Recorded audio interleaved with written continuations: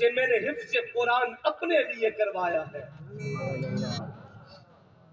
کہ جب میں دنیا سے چلا جاؤں تو کوئی میرے پیچھے قرآن پڑھنے والا بھی ہو. جب میں دنیا سے چلا جاؤں کوئی جولی پھیلا کے اپنے بابا کی مغفرت کی دعا کرنے والا بھی ہو.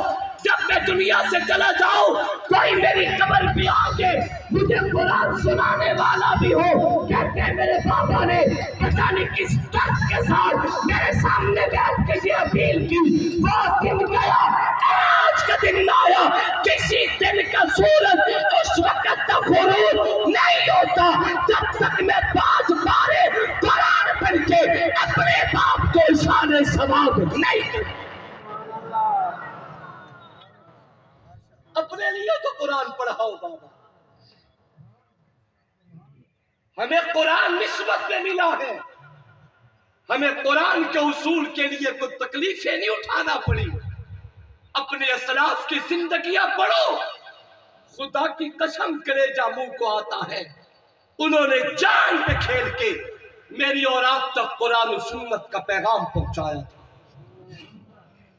اگر آپ تھکے نہیں ہیں تو میں ماضی قریب سے تھوڑی سی فرق گردانی کرتا ہوں. ماضی سے پردہ اٹھاتا ہوں. کوئی زیادہ پرانی بات نہیں. آج سے تو 450 سال پہلے کی بات ہے.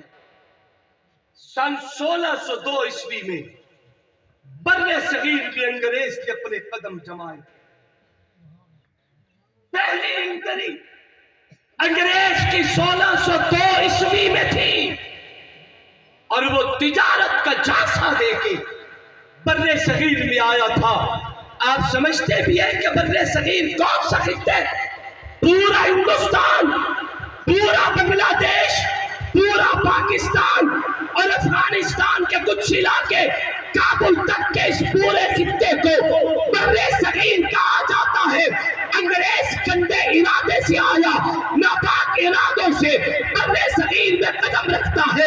میری اللہ کو کچھ اور ہی منظور تھا کیونکہ ہم مسلمان بہت سادہ لوگ تھے.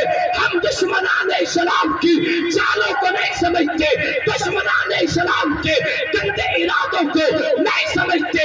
ہمیں دیر تک پتہ نہیں چلتا. میری اللہ کو کچھ اور ہی منظور تھا.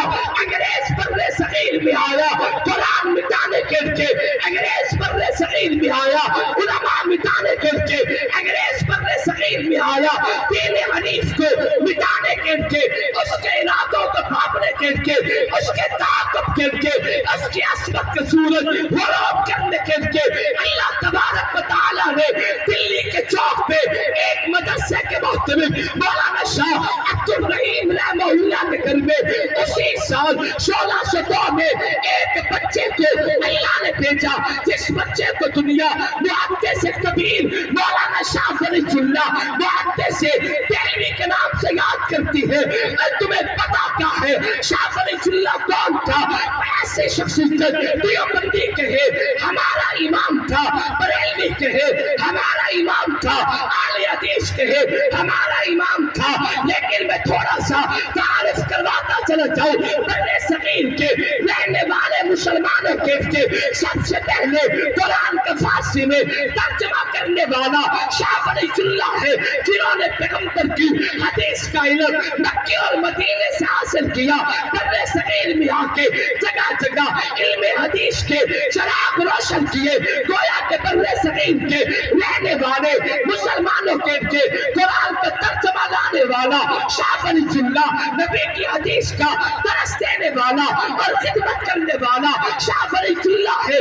بر صغیر میں رہنے والا اپنے آپ کو دیوبندی کہلائے، بریلوی کہلائے، اہل حدیث کہلائے، یہاں پہ رہنے والا حنفی کہلائے، مالکی کہلائے، شافعی کہلائے، حنبلی کہلائے، نقشبندی کہلائے، قادری کہلائے، چشتی کہلائے، شاذلی کہلائے.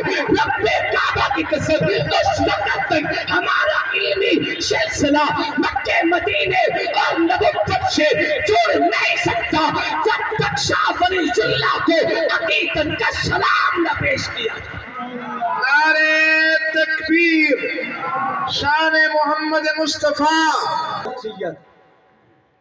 اور اس کے خلاف پہلا فتویٰ دینے والے مرد قلندر کو دنیا شاہ ولی اللہ کے نام سے یاد کرتی ہے.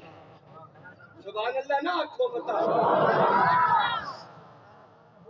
ان کے چاروں بیٹے جو وقت کے مفسر بھی ہوئے, محدث بھی ہوئے, فقیہ بھی ہوئے, مورخ بھی ہوئے, مبلغ بھی ہوئے, انہوں نے اپنے بابا کی تاریخ کو آگے بڑھایا. انگریز کو یہاں قدم ٹکانا مشکل محسوس ہوئے. انگریز اپنے اوچھے ہتھ کنڈوں پہ اتر آیا, نت نیا طریقہ آزماتا ہے, نئے طریقے اور روپ سے میدان میں اترتا ہے, مسلمانوں کو دبانے کے لیے, مسلمانوں کی عصمتوں کو نیچا دکھانے کے لیے.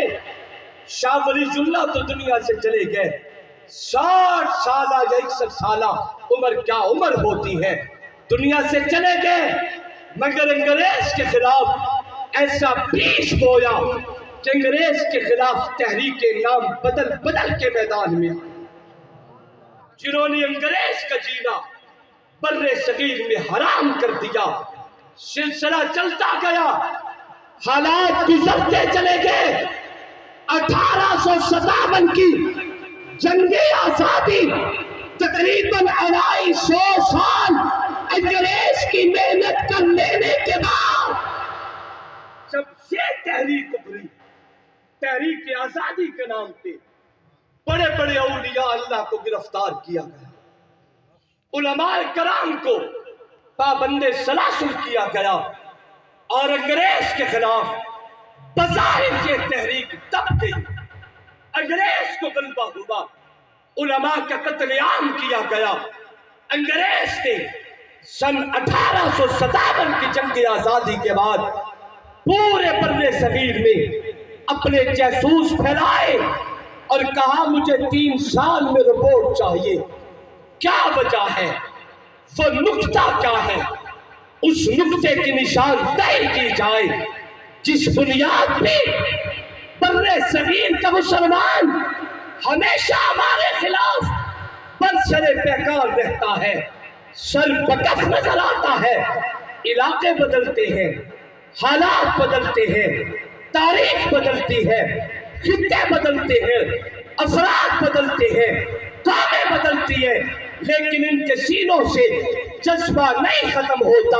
ہم انہیں جتنا مٹانا چاہے یہ پھر بھی مٹتے نہیں ہیں, ہم دبانا چاہے یہ نئے عزم کے ساتھ میدان میں اترتے ہیں. وہ نقطہ تلاش کیا جائے, ہر یہ شاخ تمنا ابھی چلی تو نہیں, دفاع کی دیگ پہ ہر یہ شاخ تمنا ابھی چلی تو نہیں, تبھی یہ آگ جگر مگر بجھی تو نہیں. دفاع کی دیگ سے گردن وفا شعاروں کی کٹی ہے, در سرے میدان مگر جھکی تو نہیں. وہ نقطہ تلاش کرو جس نقطے کی بنیاد پہ انگریز کے خلاف بر صغیر سے تحریکیں اٹھتی ہیں. 3 سال میں 3 نکات پہ مشتمل جو رپورٹ وائسرائے برطانیہ کو بھیجی گئی, اس میں صرف 3 باتیں تھیں. ان پہ عمل کر لیا جائے مسلمان ہمیشہ کی نیند سو جائے گا. ان 3 نقطوں پہ عمل کر لیا جائے مسلمان کبھی بھی دم نہیں لے سکے گا.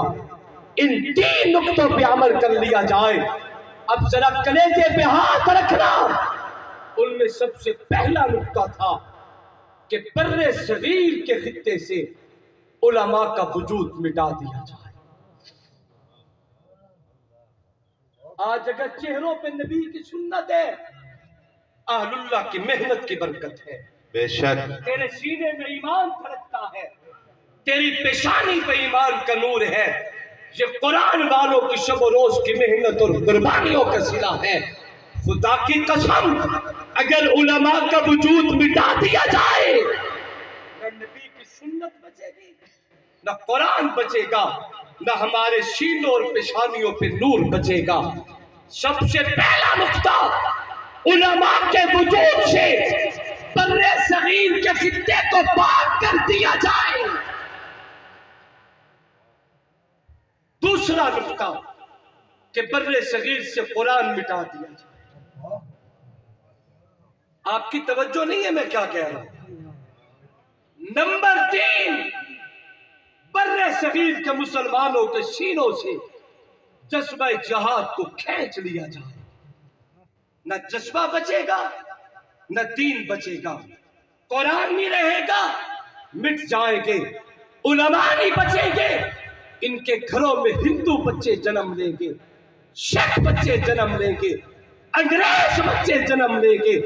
इन 3 नुकात को जब बर्तानिया की मेज पे रखा गया, उन्होंने 3 साल अपनी फौज को दिए और कहा इन 3 साल में मुझे खातिर खास जवाब चाहिए। यहां से जज्बा जिहाद मिटाओ, उलमा का वजूद मिटाओ, कुरान मिटा दो। जहां तक जज्बे की बात थी, अफराद खरीदे गए। गुलाम अहमद कादियानी दज्जाल उसी की कड़ी है जिन्होंने अंग्रेज के हक में मेहनत की है, मुसलमानों के खिलाफ शब रोज की मेहनत की है। और जहां तक कुरान के मिटाने की बात थी, मुसलमानों, मेरे पैगंबर के उम्मतियों, नबी का कलमा पढ़ने वाले खुशनसीब जवानों बुजुर्गों, कलेजे पे हाथ रखना, घरों से कुरान उठाया, अलमारियों से कुरान उठाया, मसाजिद से कुरान उठाया। 4.5 लाख कुरान के नुस्खे नस्ले आतिश कर दिए गए। नंबर 3, उलमा का वजूद मिटा दो। तेरे दिल्ली से तेरे लाहौर तक, लाहौर से पेशावर तक, तेरे जीटी रोड पे कोई बड़ा दरख्त ऐसा नहीं था जिस पे किसी आलिम रब्बानी की लाश को लटकाया गया। 500 वलीजुल्लाह को कत्ल करके उनके जिस्म के टुकड़े करके तेल में कबाब बना दिया गया। ये सब कुछ करने के बाद अंग्रेज सुख का सांस लेता है। अब यहां से जज्बा खत्म, कुरान पढ़ने वाले न बचे, इन्हें सीधी लाइन देने वाले उलमा नहीं बचे। मेरे अल्लाह को कुछ और ही मंजूर था। जिस दौर में कुरान नजर आतिश किया जाने लगा, जिस दौर में उलमा को तख्ताए दाल पे लटकाया जाने लगा, उस दौर में देवबंद की छोटी सी बस्ती में एक मर्दे कलंदर ने एक मदरसे की बुनियाद रखी जिसे दारुल उलूम का नाम दिया। वो कौन था? कलंदर, जिसे कासिमुल उलूम वल खैरात, मंबाउल फयूज वल बरकात, हुज्जतुल इस्लाम वल मुस्लिमीन अल्लामा मोहम्मद कासिम अली नानोतवी के नाम से याद किया जाते। पूरी दुनिया में चले जाओ, उस मदरसे की मेहनत है, कुरान का मरकज भी कायम है, कुरान का आलिम भी मौजूद। नारे तकबीर जोर की जमानत है। ये दीनी मदारिस मुस्लिम कौम के आने वाले नस्लों के ईमान की जमानत है। इन दीनी मदारिस से जुड़े रहो। खुदा की कसम उठा के कहता हूं, उलमा न रहे, हमें कलमा पढ़ाने वाला कोई नहीं होगा। उलमा न रहे, हमें कुरान समझाने वाला कोई नहीं होगा। उलमा न रहे, हमारे जनाजे पढ़ाने वाला कोई नहीं होगा। उलमा न रहे, हमें गुस्ल दे के पाक करके कब्रों में उतारने वाला कोई नहीं होगा। आज अगर तेरी पहचान है तो उलमा की मरहून मिन्नत है। दीनी मदारिस है, हमारी बका है।